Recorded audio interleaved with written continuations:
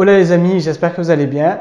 Je vous souhaite une heureuse et merveilleuse année 2018. Aujourd'hui, on se retrouve pour parler de Star Wars, qui a été l'événement de décembre 2017. C'est un épisode qui a été très controversé et on se retrouve pour parler en fait des inspirations de George Lucas pour la saga de Star Wars. C'est parti! Tout d'abord, j'aimerais revenir sur un élément important de la saga Star Wars que l'épisode 8 a remis en avant parce que beaucoup de personnes ont vu la saga Star Wars mais n'ont pas forcément compris cet élément qui est la maîtrise de la force. Vous n'avez pas besoin d'être un Skywalker pour maîtriser la force. Pour maîtriser la force, vous devez croire en la force et essayer de l'utiliser. C'est comme ça que ça marche. Donc l'épisode 8 qui a été très controversé, je reviendrai sur sur cette nouvelle saga lorsque le 9e épisode sera sorti. Mais pour cette vidéo, donc, nous allons parler des inspirations de George Lucas en ce qui concerne cette saga. George Lucas, pour la saga Star Wars, s'est clairement inspiré de la culture asiatique à travers les 3 philosophies de vie que sont le bouddhisme, le taoïsme et le shintoïsme. À noter aussi une chose très importante chez les asiatiques, c'est que lorsqu'ils placent l'homme dans l'univers, il le place au niveau du cosmos. Ce qui n'est pas le cas des orientaux. Ça, c'est une chose très importante. Également, il parle aussi, ces 3 philosophies de vie parlent d'énergie, l'énergie ambiante, l'énergie qui a tout autour de nous. Dans Star Wars, ça s'appelle la force. Plus en détail, on va retrouver au niveau bouddhiste, c'est-à-dire la méditation, l'introspection, quelque part aussi le fait de se couper un petit peu des émotions, dans le sens de refouler les émotions de colère plutôt que de les accepter. Également dans la philosophie taoïste, le symbole yin-yang, on va retrouver donc les Jedi, c'est-à-dire les samouraïs.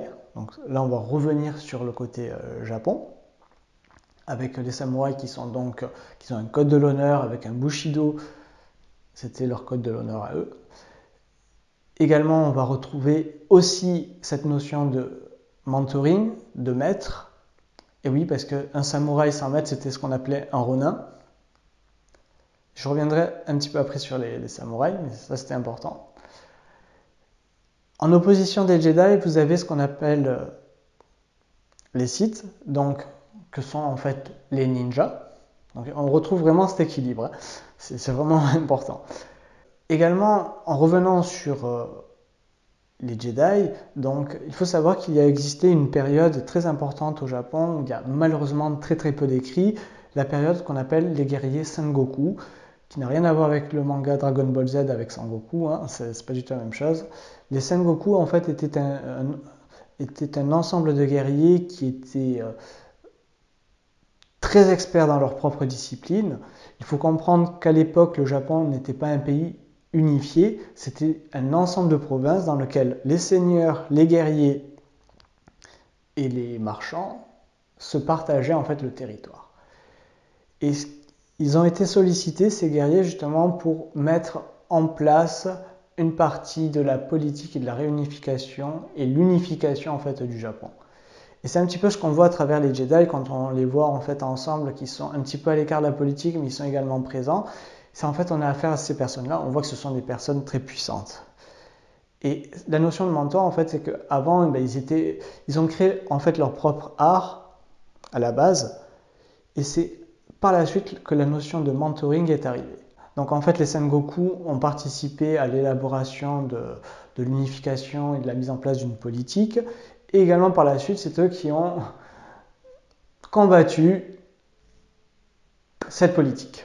Et c'est un petit peu ce qu'on revoit en fait dans Star Wars. À noter que la notion également de mentor, d'apprentissage, tout ça, elle a été perdue à un moment clé dans l'histoire. Elle n'est pas propre cette fois-ci au Japon, on peut la retrouver dans d'autres pays tels que la Grèce, tout ça. Mais il faut savoir qu'à un moment donné, certaines personnes ont créé un art, et une fois que cet art a été créé, c'est devenu une obligation de passer par telle ou telle école ou telle méthode maîtrise. Voilà, pour pouvoir créer quelque chose, pour pouvoir montrer quelque chose. Et c'est un petit peu ce qui est aussi expliqué à travers Star Wars, la mythologie, tout ça. Ça, c'est important. Parmi la mythologie japonaise qui est le shintoïste, on va retrouver un esprit surnaturel, ce qu'on appelle des yokai, et plus exactement, on va trouver un kappa. Un kappa, qu'est-ce que c'est? C'est une petite créature verte qui vit dans les marais. C'est semblable à une tortue, certains ont des carapaces, d'autres pas, voilà. Et vous l'aurez compris, c'est Maître Yoda, l'inspiration. Donc l'aspect physique, c'est un kappa, mais également dans le comportement, c'est un esprit gâteux en fait, c'est un esprit farceur qui pense avoir tout compris en fait. Et ça c'est marrant. Il pense savoir tout parce que c'est un esprit surnaturel, c'est un yokai, voilà. Il pense avoir tout compris, donc il y a ce côté gâteux, tout ça, je suis meilleur, tout ça. Et aussi il y a le côté, c'est vraiment un maître quoi. Donc j'espère que vous avez aimé cette vidéo, on se retrouve pour une prochaine vidéo, pensez à vous abonner, à liker si ce n'est déjà fait, laissez-moi des commentaires si vous avez des questions, partagez également sur les réseaux sociaux et je vous dis à une prochaine. Ciao ciao.